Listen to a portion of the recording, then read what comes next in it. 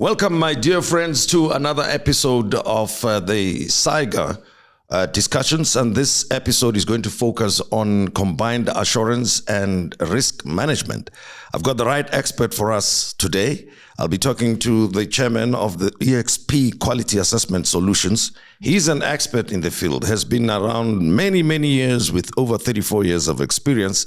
And he's built extensive expertise across the fields of governance, risk management, compliance, and internal auditing. And of course, these discussions are all about accountability, transparency, as well as good governance. Gert van Wyk, a pleasure to have you with us, and much appreciated that you could make time to talk to us. Thank you, Tim. Yeah. Much appreciated. And thanks again. Let's start right away with the topic for discussion. Combined assurance is our topic, including risk management.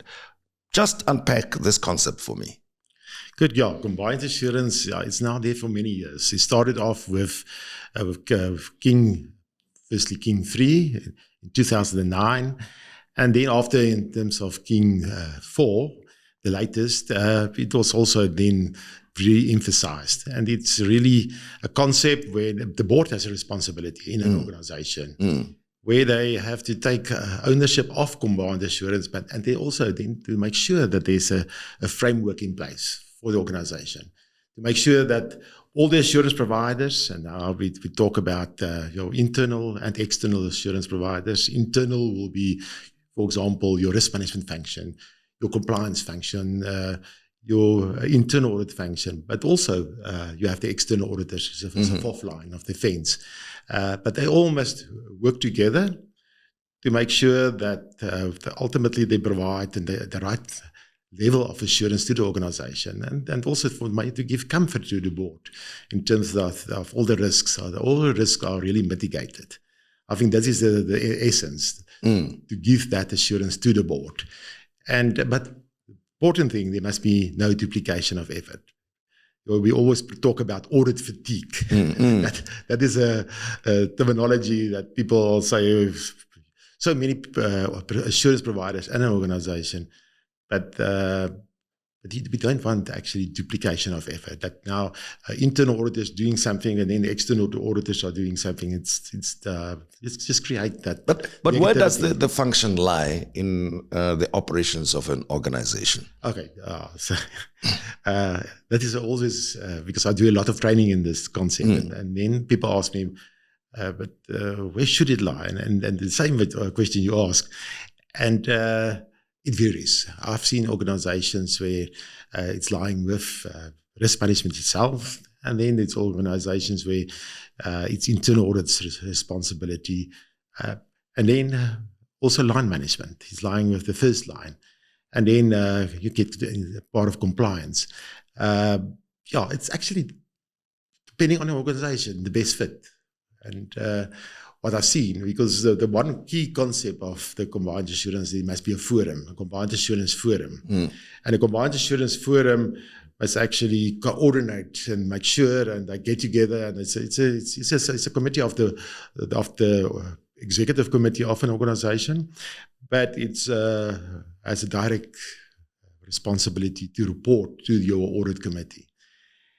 And the thing is about that some organizations now start rotating it.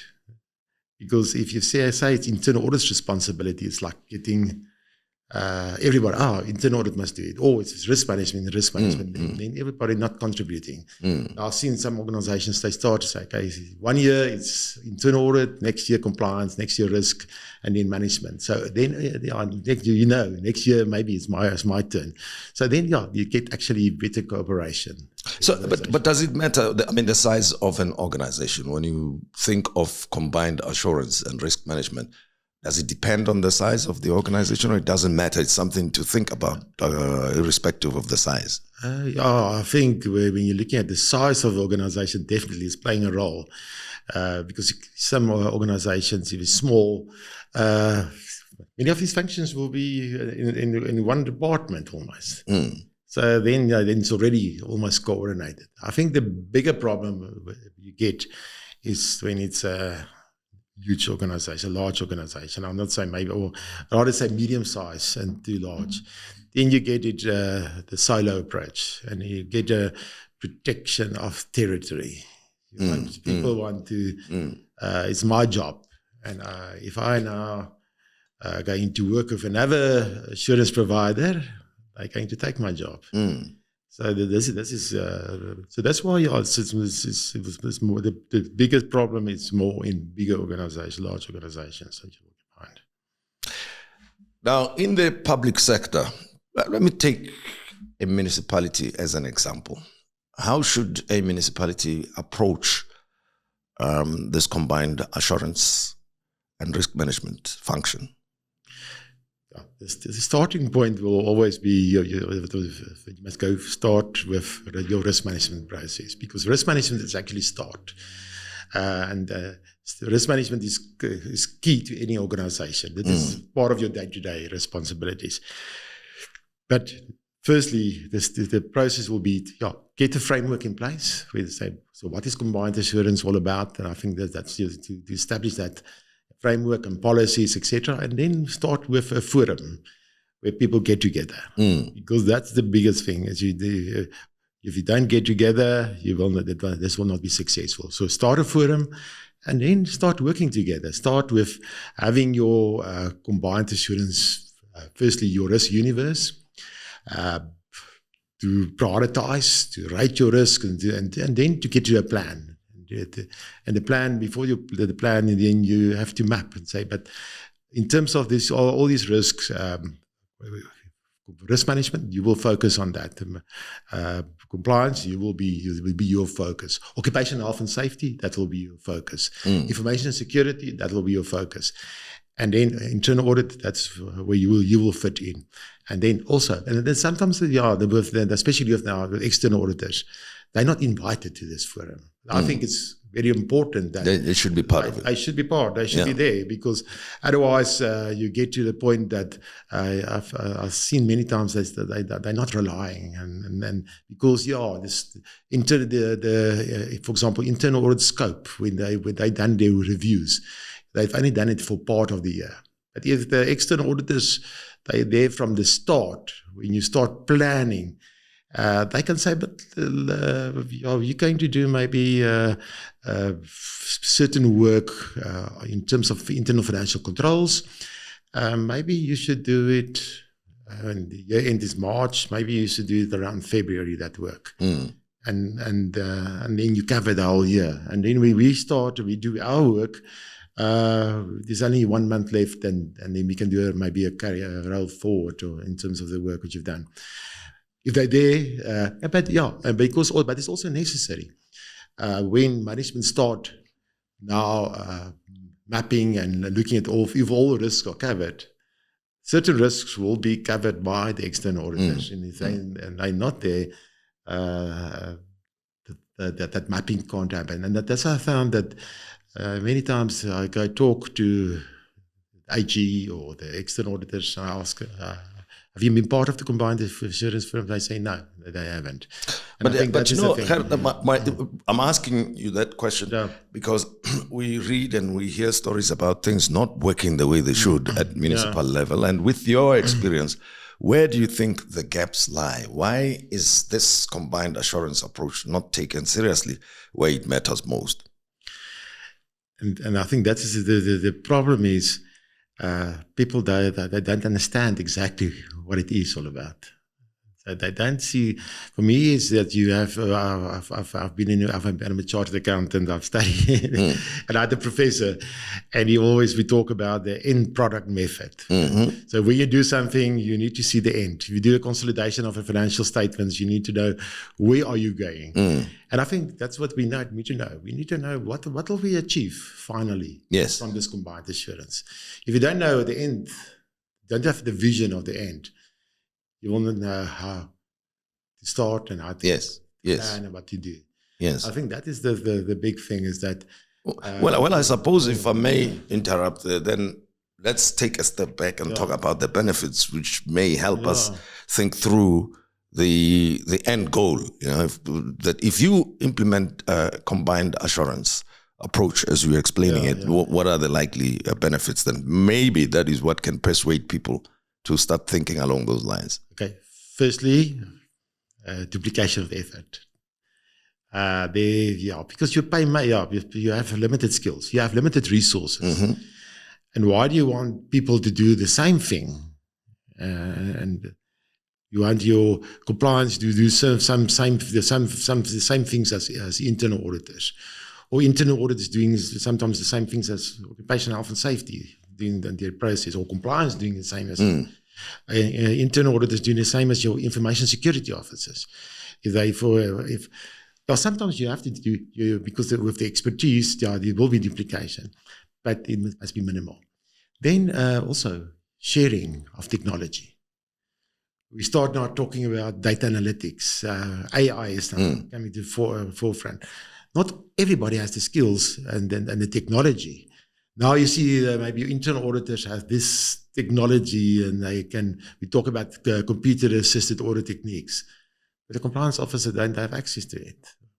Your information, maybe your occupational health and safety people don't have access to it. If they can share, and then everybody will have the same capability from a technology, because a lot of things are you have data, and you have to use data. You can't. In the old days, we have sample sizes when we do our testing as auditors. Now with data, you can test the whole population, and also you can do it continuously. So this is one big problem about risk and about audit is we always say it's after the fact. But now we have to display. We talk about insight. You know what's going on in your systems, what with information, and you display foresight. You can predict. You can say, but. Currently, with the trend start, something is going to happen in future. That is so. If you start sharing your technology between the insurance program, that's one of the benefits. Not everybody has technology, and also skills. I've seen some of the big mines. They have also. They talk about integrated assurance team. When they go to a mine. They don't. They're not going. Firstly, now risk management, then internal audit, then compliance, and occupational health and safety. They have a team with all the skills. So and then you can share. You have to at the same time. You're at the premises. You have maybe some of your engineering skills, but maybe it's part of the internal audit skills. Then you have the engineering skills there, or maybe part of first line. First line can also be there from another mine. Bring that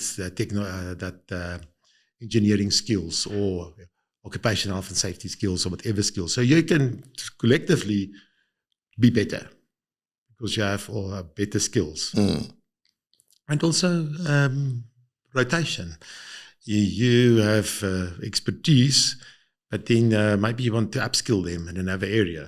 So then you can rotate your staff to one of the other assurance providers. Now, combined assurance is a broad subject which includes all of the elements that you've spoken about, but risk management is something that any organization, any operation has to consider. Just differentiate it for me and why risk management must always be at the center. Because we follow a risk-based approach. So if you want, if you have limited resources, but risk management is almost your part of your daily life as a doing business. Everything you do is about risk management. If you talk about your strategy, it's about what are your strategic risk. If you talk about your IT, there are certain risks involved. If you talk about your HR, there are risks involved. If you're talking about your operations, there are risks involved. So that is why the starting point. But we need to know what are the biggest risks. And the starting point then must be from the top, the board. The board must set up and determine what is my risk appetite and also tolerance levels. And normally the risk management will facilitate it. It will go to the board, and we talk also about the governing body, If you go to government, you don't have a board, but you have a governing body, but also it could be audit committee, and that risk appetite and tolerance levels must be approved. And then when you do your risk management, but you must always align into that. So they say, if you now, otherwise you get to a point that assurance you provide assurance on things that it's costing more to provide the assurance than the risk. Mm-hmm. So some of the risk you just can accept because it's already on a low level. But some of the risk you really want to mitigate to get to that level aligned to your risk appetite. But if you're not going to all the assurance providers, that is where you also want, maybe for certain risks, what management is doing is on that level of risk. Why do you want the second and third line involved? Or certain risk, maybe you want first and second involved and not third. So that's why when you start with assurance, you need to follow an approach to allocate your resources throughout all the assurance providers based on risk. But certain risks are so high, again, you want first, second, third, and fourth line of defense or assurance involved. And so risk is. But what are some of the common reasons why risk management fails? I'm sure those reasons, those are the incidents which tend to repeat themselves across so many organizations. And you, as an expert and professional in the field, you're always wondering why people never really get it, those in leadership positions. And I think that's the thing is about, it's not my job. Yeah. You appoint a risk manager, and that risk manager must now manage the risk for you. And because, it's not part of the manager's, seen as part of the manager's role. And it is. And risk management is part of, and it's going to say almost every staff member, but managers must be. And it's also not part of the scorecard. Sometimes you see going to organizations and I look at scorecard and say, but should risk management not be part of it? That you manage your risk. So everything you do, you must consider risk. The decision-making process must be about risk. And so you have to consider and analyze the risk before that you take a specific decision. So your decision-making process is very important. That, and also risk management is sometimes a once-a-year job. So you have a risk register you compile, maybe it's part of after your strategy, you compile your strategic risk register and you have it there and your operational risk registers. So it's a job once a year. So it's not part of everything. There's not a continuous process. So risk management must be continuous, and with data what we have now. But how do you embed that in an organization and also make it part of the culture to always be alive to risk issues? Yeah, and I think that, as you say, it's really a culture issue in organizations. And people, I think it's more of awareness that must be created. And to see the benefits. We've now talk about continuous monitoring, because if you're looking at your asset, your whole business, there are different types of risk and categories of risk, and the whole process must be integrated, and people must be aware what is risk management. Educate in terms of what is really risk meaning for that organization, and what will happen if the consequences if you not manage your risk, because sometimes if you get a lot of emerging risks in the market, and if you're not being proactive and identify them, your risk, your business will not be sustainable. So I think almost you can, if your risk management process fails, the organization will not be sustainable. So think about sustainability of your organization, and that is the big reason why you do risk management. But now, Gert, an interesting thing and comments from some of your colleagues regarding, because I'm talking to you after the budget speech of South Africa. What some of the comments made is that the budget talks about allocations, expenditure, and so on, but is silent on several elements of risk management. And of course, we live in a world where there's risk all the time. The Auditor General has repeatedly spoken about the gaps in the system. What are your comments regarding the fact that not much was said about that? I think if you look at the risk management is part of, must be everywhere. It's even in budget speech, because we need to know if you have a budget, and we need to know what are the risks in terms of that budget. It's nothing, because I see the budget is part of the strategy of the organization, the country, where we're moving as a country. Yes. And with that strategy and with budget, there are certain risks that we need to identify first, and we know what is going to be implications. And then we have to part of the risk assessment. The next step in the risk management process is a risk assessment, to say, but where are the focus points? So these are the risks.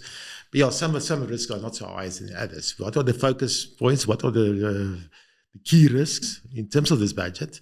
And then say, but how do we go? The next part is risk management. How do you manage? How do you go? This back to the budget. How are you going to manage these risks? And then how are you going to monitor? The next step is monitoring, to make sure that these risks are not, But how does it happen, though? I mean, that some of the state-owned entities default, right, now and again, and they are given bailouts and so on. How does it happen that the state is not able to anticipate such problems? And the other question, there are two questions here, is that of consequence management, which seems to have all but been abandoned, that you never hear what recourse or what steps would be taken to correct, or corrective action that will be taken against all the individuals and entities that end up defaulting or not implementing corrective steps. And I think that, the big thing is your proactiveness. So if you look at the business, things are going to change. And if you need to prepare for changes, so you need, then that is part of the monitoring and going back in university level.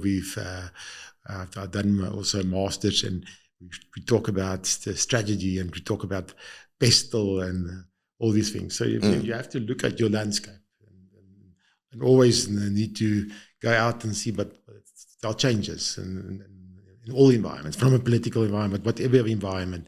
This is the thing. So there are changes externally in the environment, internationally, things emerging internationally. So you have to bring it back to, but also locally. But what's happened locally, so you need to anticipate changes, and then you have to continuously monitor and manage, and have the right people, information, provide you with information. If you don't have that, you're just going to sit in a meeting, in a board meeting, you rely. And one of the things is about, talk about King previously, coming from King, and they said the same, if you're any board member or manager, you have to question what you get. That's skepticism. The King is talking about, you have to apply skepticism. So you can't just accept everything that you get. You must get to the point. So if you now get the financial statements in your report, and it's not really, you must look at them, is this really making sense for you? I think that is also maybe not there always. You sit in the meetings, and maybe not asking the right questions. And we have, for example, I can go outside the government. I'm just thinking about something like Steinhoff. Yes. With the Steinhoff's board, they came back and later, and the people said, the people that bought the audit committee, they just accepted. They didn't ask really the applied professional skepticism in asking the right questions and question the things. But again, a good example that you gave of Steinhoff, right? Now, I'm talking to a person like yourself who runs an external auditing firm, EXP Assurance. What was the role of external auditors in that instance, right? If the audit committee did not do its job, why did the external committee not say anything? And it's not only about Steinhoff. I'm talking about other organizations that end up in such problems ultimately. And I think it's a matter of maybe too much, because we talk about also about the reliance, and maybe sometimes we over rely on people, information, and we didn't by not rely, by over reliance, you maybe not asking that questions, not looking into the detail, because you accept now, you know somebody for a long time. And now, because you know somebody for a long time, you start relying on that person. Yes. But you're not coming back and to say, but did you as a person delve and go into the deep, the right information? Did you receive the right information? Did you go into that depth that will enable you to provide the board with the conclusion? I think that's all about people maybe just scratching the surface. Sure. Auditors not just scratching the surface and not going into that detail, because all the auditors, they have budgets and they have time, and they have to finish something in a specific time frame. So give me the key takeaways from this conversation. If there's anything whoever is watching here should take away from this talk, what are the key things to always remember when we think about combined assurance and risk management? I think the key thing is we have to work together, and when we rely on somebody, on something, some information, because we have various assurance providers, for example, we have to rely to make sure that the people, the person that we rely on, they have the right, firstly, methodologies and skills they follow. They independent in the organization, because they also have the necessary tools, technology, to enable them to be able to express that opinion, and then the reporting and the focus and everything. But I think what's part of for me is that auditors, we all rely on people, and we not necessarily apply that questioning about professional skepticism. Can we really rely on what we receive? And that is where we all now work together. I think that's an important part that we need to focus on before we can conclude in terms of any reliance. Much appreciated, Gert, and thanks very much for this very instructive engagement that we've had. I appreciate your time, educating us and helping us become aware, or raising levels of awareness regarding good corporate governance and focusing on combined assurance and risk management. Thanks once again. Thank you, Tim. Right, this was another episode where we focus on accountability, transparency, and good governance. Focus, obviously, having been on combined assurance and risk management with our expert. Until next time, keep well. Thank you.